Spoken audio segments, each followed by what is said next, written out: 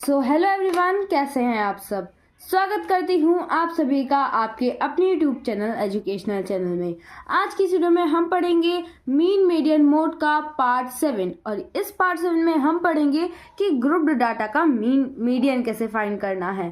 पहले पार्ट में हमने पढ़ा कि मीन मीडियन मोड ये सब क्या होता है और बहुत सारी इन्फॉर्मेशन जो अभी हम पार्ट 6 तक जान चुके हैं। लेकिन अब इस पार्ट 7 में आपको मैं एक ऐसी इन्फॉर्मेशन देने वाली हूँ जो आपके बहुत काम आने वाली है, क्योंकि इस वीडियो में हम पढ़ेंगे कि अनग्रुप्ड डाटा का कैसे फाइंड करना है। जैसे हमने मीन का देखा उसी तरीके से ये भी है, लेकिन इसमें एक और नई चीज़ ऐड हुई है जो आगे आपको वीडियो में पता चल जाएगी। तो प्लीज़ इस वीडियो को एंड तक ज़रूर देखना ताकि आप सभी को पूरा अच्छे से समझ में आ जाए। तो सबसे पहले हम क्वेश्चन को पढ़ लेते हैं। क्वेश्चन क्या है हमारा? क्वेश्चन है find the median weight for the following data, यानी कि हमको एक बॉक्स में टेबुलेटेड यानी कि टेबल की फॉर्म में एक डाटा दे रखा है। अब इस डाटा में हमको वेट दे रखा है और किसका? बॉयज़ का। तो इसमें दे रखा है कि 45 वेट जो है वो 8 बॉयज़ का है, यानी कि 8 बॉयज़ 45 किलो के हैं और 5 बॉयज़ 46 किलो के हैं।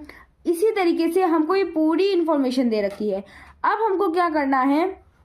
सबसे पहले मैं आप सभी को बता दूं, जैसे कि मैंने आप सभी को पार्ट 6 में बताया ही है कि जब भी हमें मीडियन फाइंड करनी होती है तो उसमें हमें एरे का यूज़ करना ही पड़ता है। तो हम इसमें एरे अगर हम इसमें लगाएंगे तो हम इसको असेंडिंग ऑर्डर में ही अरेंज करेंगे।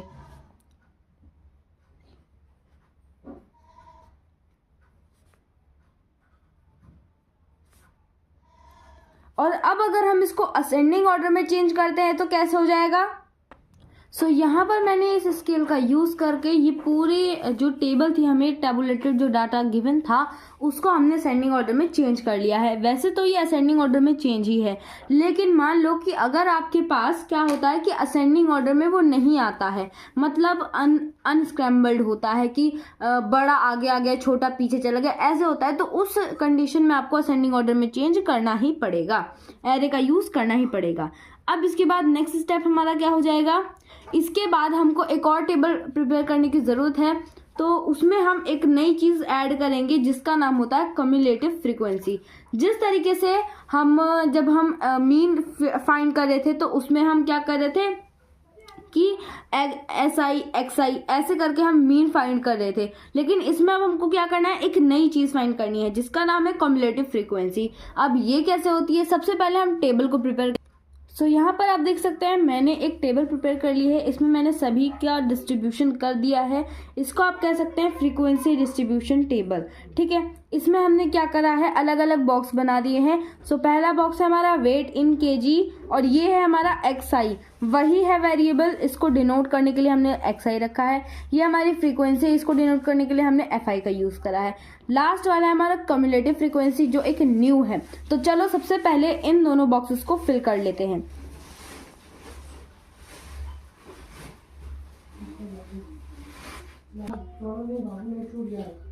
लास्ट वाला है हमारा 55।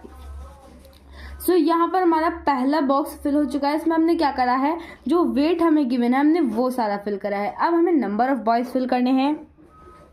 45 वेट है 8 बॉयज़ का, ये है 5 बॉयज़ का, 4 बॉयज़ का वेट है हमारा 54 और 2 बॉयज़ का वेट है हमारा 55। अब हमारा जो नया आता है वो है कम्युलेटिव फ्रीक्वेंसी। अब मैं आप सभी को बता दूं इसमें हमें क्या फिल करना है। तो ये ना थोड़ा सा आपका पजल टाइप का रहेगा। आपको इसमें क्या करना है? जो पहली वाली फ्रीक्वेंसी होती है ना, ये यानी कि जैसे इसमें क्या है आपका 8 है पहला, तो आपको क्या करना है? 8 को एज इट इज़ लिख देना है। यहाँ पर हमने 8 को एज इट इज़ लिख दिया। अब आपको क्या करना है? नॉर्मली सा यहाँ पर इसको प्लस करना है, यानी कि 8 में 5 को प्लस करना है। 8 में जब हम 5 को प्लस करेंगे तो हमारा कितना आ जाएगा? 13 आ जाएगा। अब 13 में जब हम 6 को प्लस करेंगे तो हमारा कितना आ जाएगा? 19।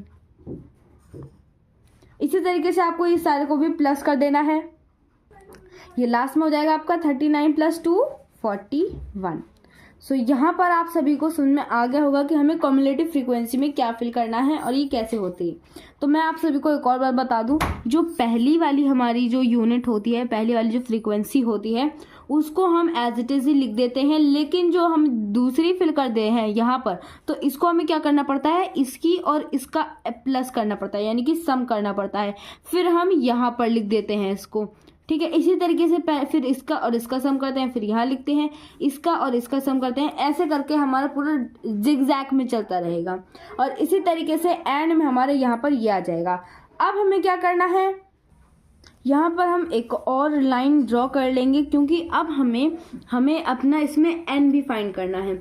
अब एन हमारा इस चीज़ के लिए मैं आपको एक फैक्ट बता दूं, जो मैंने आप सभी को मीन मीडियन मोड में बताया था कि सिग्मा एफ आई, ठीक है, यानी कि इन सब का सम, क्या, इन सब का सम, जो मैंने आपको समझाया भी था कि जो एफ आई होता है इन सब का सम क्या होगा, हमारा सिग्मा एफ आई। अब ये सिग्मा क्या होता है, सम होता है, सिग्मा का मतलब क्या होता है, सम।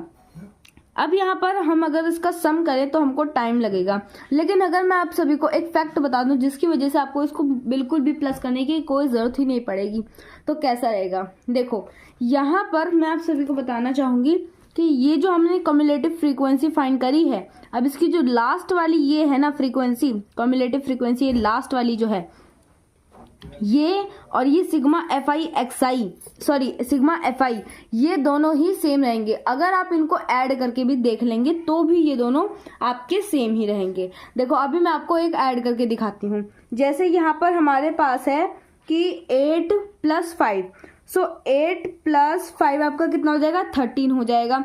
जैसे हमने यहाँ पर प्लस करा था, 8 + 5 हमारा कितना हो गया था, 13 हो गया था। अब अगर हम इसी में प्लस करें 6 तो कितना हो जाएगा आपका, 19 हो जाएगा।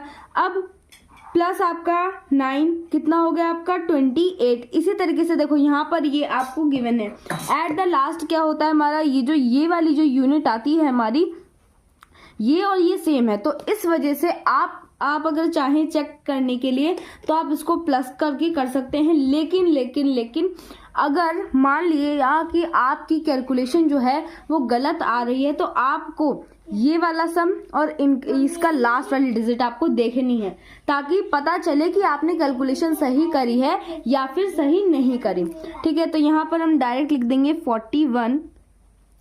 ठीक है, इसके बाद अब आपको क्या करना है, यहाँ पर हम लिखेंगे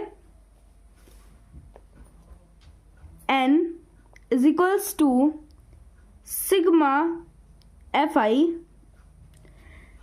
यानी कि जो n है उस यहाँ पर जो हमारा सिग्मा एफ आई है ना, एफ आई ये हमारा n का काम करेगा, क्योंकि जो सिग्मा एफ आई है वही हमारा n है। ठीक है, तो ये कितना है हमारा 41 है। अब 41 एक और नंबर है तो सभी जानते हैं। ठीक है, तो अब हम इसके लिए कौन सा फाइंड करेंगे, देखो मीडियन = n + 1/2, थर्ड टर्म या फिर ऑब्जर्वेशन आप लिख सकते हैं।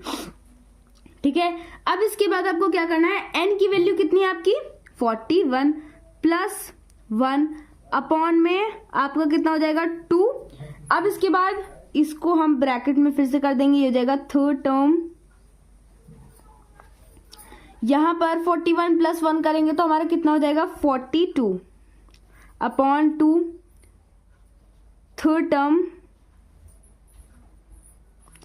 ठीक है, इसके बाद ये हो जाएगा आपका कितना, अगर हम इसको कट करते हैं 1 जा और ये 2 जा और 1 जा, यानी कि आ जाएगा आपका 21 थर्ड टर्म।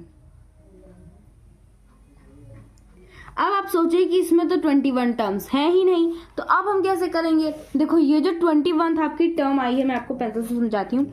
ये जो आपकी 21 टर्म आई है, ये नहीं है कि आपको यहाँ से 21 वाली टर्म गिननी है, नहीं, इसमें आपको क्या देखना है, ये जो 21 टर्म यहाँ पर हमने लिखी है, अब ये जो 21 है वो आपका 28 के अंडर ही आएगा। यानी कि अगर आप देखें कि जो हमारा 21 है वो आपका कितने में आ रहा है, 35 में आ रहा है। 35 में आ जाएगा, नहीं आएगा, तो आपका कितने में आएगा 28 में आएगा। कितने में आएगा? 28 में। यहाँ पर हमको क्या करना है, ज़्यादा नहीं करना है, कम ही करना है, ठीक है, मतलब उसके आसपास। तो यहाँ पर हमारा 28 लेंगे, 35 लेंगे, बहुत दूर हो जाएगा। अगर हम 19 लेंगे तो 19 में तो आएगा ही नहीं। इस वजह से हम क्या करेंगे, यहाँ पर जो हमारा मीडियन होगा वो होगा हमारा क्या, 50 हमारा मीडियन होगा। यानी कि इसका जो राइट आंसर है वो है हमारा 50। क्या है हमारा राइट आंसर इसमें? 50 हमारा है राइट आंसर। सो ये है आपकी मीडियन।